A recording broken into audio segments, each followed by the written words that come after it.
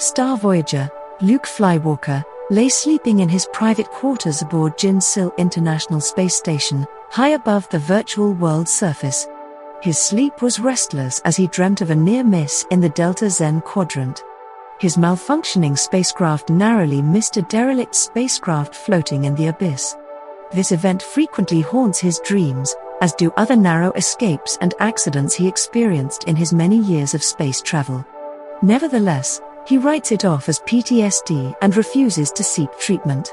But now, his sleep is becoming even more restless. Something is troubling him. It's a sound, or maybe something moving around outside his quarters. He finally wakes up and tumbles out of bed. Looking around, a bit dazed and confused, he is unsure what woke him up. He doesn't hear anything now, but he senses something is not quite right. He walks over to the viewport and looks out. He doesn't see anything out of the ordinary but does notice the blackness surrounding the station is a bit brighter than normal. Maybe it's a cargo ship with its landing lights on. He gazes out for a moment longer and decides the brightness is too intense to be caused by a ship's landing lights. He decides to get dressed and go up to the solar array control room on level 4 and look out the other side of the station.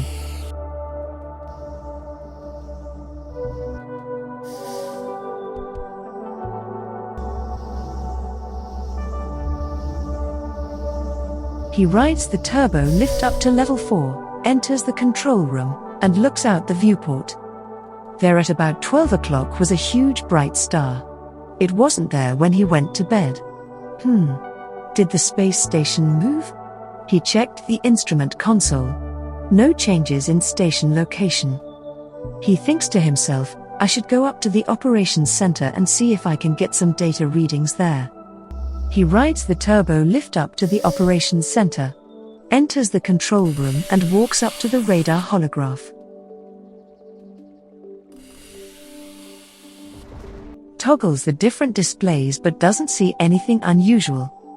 He walks over to one of the computer consoles, sits down, and calls up all fleet communications for the last 24 hours, but doesn't see anything about the star. He says to himself out loud, This is very strange. I think it's time to go down to the surface and talk with my good friend Quinn. Quinn is his close friend and Luke relies on him for wisdom and guidance. No one knows exactly where Quinn's home planet was. He is a highly intelligent canine life form, fluent in over 50 planetary languages and an excellent star pilot. Also, an inventor and restorer of vintage airplanes. I may have to make a trip to that thing, and if I do, I want Quinn with me. Luke walks out of the control room and makes his way back to the turbo lift to descend to level 4. At level 4, Luke exits the lift and makes his way through the passageway that connects the main station to the Jinsil space dock. Entering the large ship docking area, he walks across to the rocket pod. This was the fastest way to descend to the surface, and he loved making the short trip. He enters the rocket pod and the door closes, starting the automatic takeoff sequence. Within seconds the pod lifts off and clears the dock. Steering jets fire and move the pod to the proper descent position. Luke watches the altimeter display as he descends, hearing the engines fire harder as the pod nears the surface. The pod touches down and the doors automatically open. Luke exits the pod and walks across the tarmac to Quinn's hangar. Quinn is usually there, either sleeping, working on one of his many top-secret gadgets, or restoring a vintage aircraft of some sort. Hi Quinn, what you working on? Well, it's a new top-secret project. If this thing works, we'll be billionaires. But of course, if I tell you what it is right now, I'll just have to kill you. That's okay, Quinn. When the money starts rolling in, I'll help you spend some of it. Ooh, I like that idea. Actually, it's a bit of military surplus equipment that was once part of the hull of the USS Nimitz. You've heard of the Nexus? Yes. Unfortunately, I have. Well, there it is in front of you. I've just added permanent magnets to increase its output. Luke, sir, please stand back just a bit. this vortex can trap you and send you to another parallel universe. I'm about to energize the primary circuits and fire off this thorium plutonic ionizer. 3, 2, 1.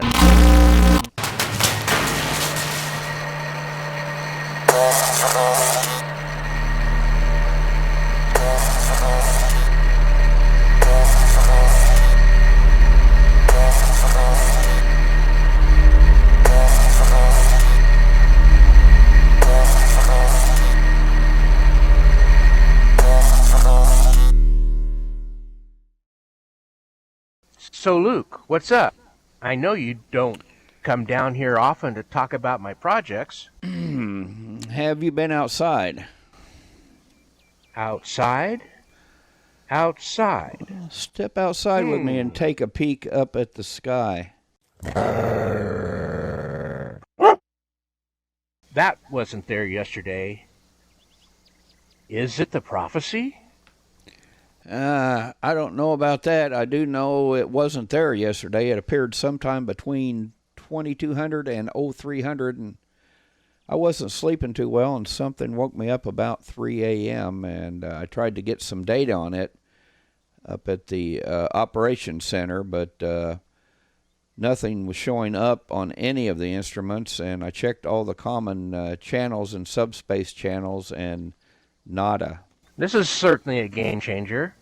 Luke, what do you have in mind? Well, my four-legged friend, I think you already know the answer to this. That we're heading into interstellar space? And you want me to join you? You got that right, buddy. We need to go up to the station and gather more data, then we need to prepare a ship for the journey. We're going on a star voyage. Awesome! Okay, Luke, you got it. Wouldn't miss this for anything in the world. Let me tie all this down so it doesn't disappear. I'll get my stuff ready for the trip. I'll meet you at the station ASAP.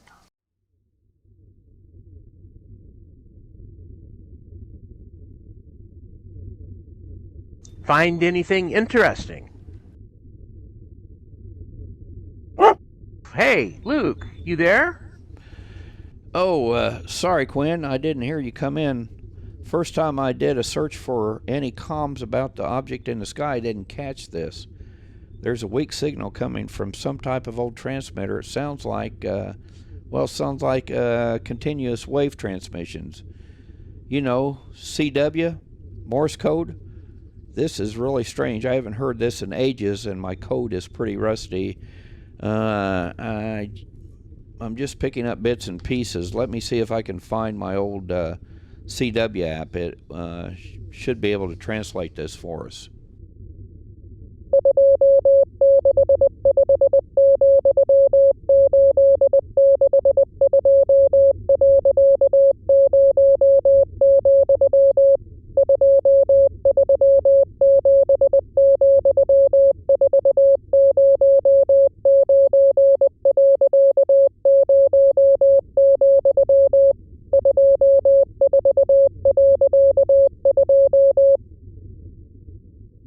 Luke, I got it. It's the global coordinates for Moss Ansley Space Base and Reclamation Center. Hey, good job, boy. Wow. Do you know this place? Yes, I've been there a few times. It's a strange place. A lunar-like crater on an island just off the coast of Jigort Gulf. Not far from here, actually. Okay, let's head down to the space dock. The Calliope is ready to go, and I originally planned on making a trip to GTFO HQ today, but these new developments have changed my plans.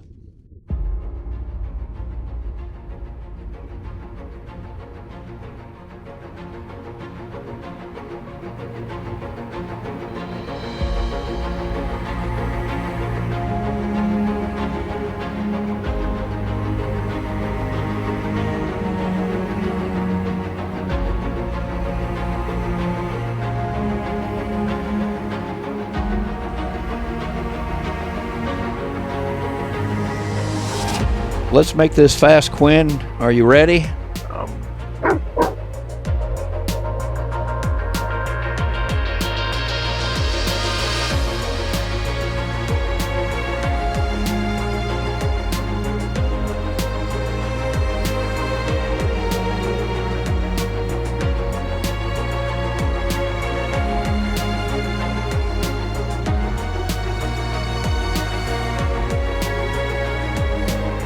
Quinn, when you first saw the star, you said it is the prophecy. What is the prophecy you're referring to? Well, there is a 3,000-year-old prophecy about Wormwood and Nibiru. It is the sister of our sun returning as a red giant, and the 3 days of darkness that the earth will pass through its tail. So this is a real thing? I believe so. You said Wormwood. Isn't that something from the Bible? Yes, I believe it is. Revelations 8, 10, and 11. The third angel sounded his trumpet, and a great star blazed like a torch, fell from the sky on a third of the rivers and on the springs of water. The name of the star is Wormwood, and a third of the waters turned bitter, and many people died from the waters that had become bitter. And do you think the object that we're seeing in the sky is that? Well, it's very possible. I don't have an explanation. But we need to do some more investigation before I can be sure. Okay, well, let's carry on this conversation a little bit later. We're almost to our destination here, and I need to concentrate on landing. Very good.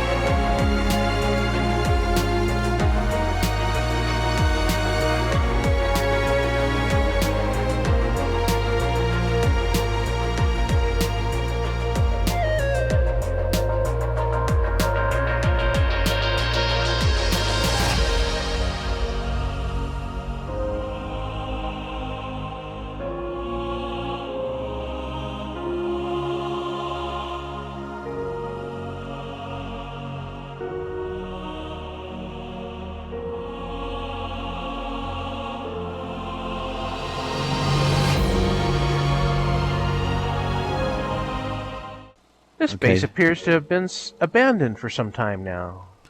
Yes, it looks like somebody packed up and left in a hurry. They make their way into what appears to be a control room. Quinn starts sniffing around looking for clues. Luke punches a button and all of a sudden the Morse code signal starts. He pulls out his phone. I'm glad I loaded the code app on my phone. Looks like global coordinates again, but different numbers this time. Wow, this is crazy. It's kind of like somebody's leading us on a wild goose chase, you know? I'm thinking someone wanted to meet us here, but had to leave in a hurry before we got here. Someone, or something, might have scared them off. Let's head back to the ship so I can punch them into the navcom. Looks like we have a longer trip this time, buddy. We're headed to... Quinn is interrupted by an alarm. It's the subspace radio distress signal. Luke quickly switches on the radio and the distress call immediately fills the cabin. This is Brandy Whittington at Goodfell City Warehouse. Mayday, mayday, mayday. Monsters have overrun the warehouse. I'm trapped. I can't get to my weapons. Mayday, mayday, mayday. Brandy Whittington at Goodfell City. Please respond. Well, it looks like Luke and Quinn will have to delay their quest to find the origins of the mysterious object in the sky. But what are the monsters doing at Brandy's warehouse? Is this somehow linked to the star? Stay tuned for episode 2 and see if Quinn and Luke can rescue Brandy and continue their quest.